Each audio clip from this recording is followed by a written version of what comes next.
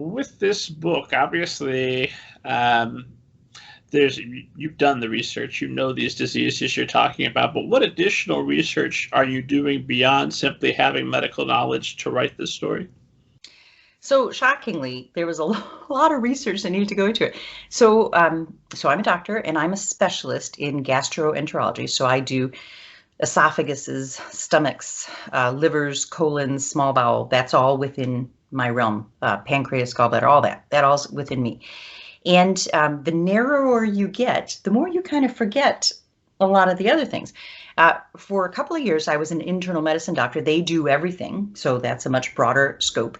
But it's so much, medicine is so big, and there's so much that even for some of the straightforward diseases, I had to do a good amount of research to make sure I really had it right. And because I didn't want to say anything that was wrong. That's the other thing. So if I weren't a doctor writing this book, I might not have been quite as meticulous. But if I get something wrong and I'm a doctor, it'd be really embarrassing. And so I did a lot of research just for the basic medical stuff. And then the past pandemics, that was all interesting, but some of it very new to me. And so there was a surprising amount of research that went into it. And when you're did you have you written this book since being retired? So this was not a weekend book, or? This started as a weekend book. It started as a weekend book, and it was actually completely done at the beginning of COVID. I retired after COVID. And so this was completely done at the beginning of COVID. So this was a weekend book.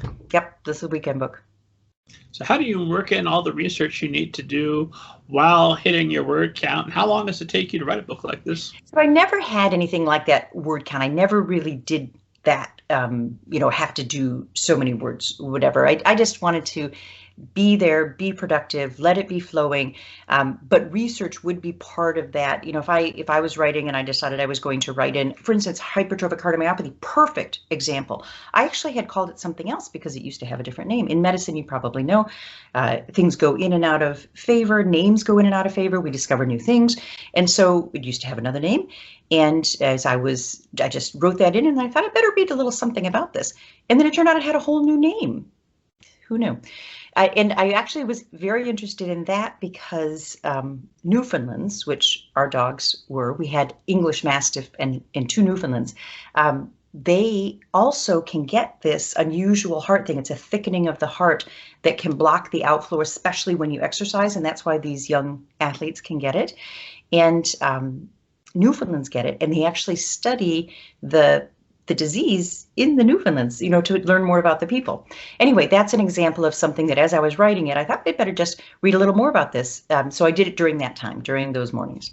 So I did my research then. Gotcha. And then you're writing notes just whenever you have a moment between patients. Are you carrying anything around with you while you're doing rounds? You mean like if an idea popped into my head?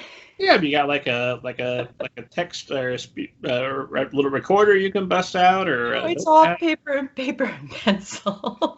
It's all pen and paper. Just notes on pen and paper. I write on the computer, but all those little notes are on little scraps of paper. Have you got them all saved someplace for the eventual Susan McCormick? No way. Once they are in the computer, in the story, those are gone. Oh, well, that's the library's loss. That would have been a valuable archive.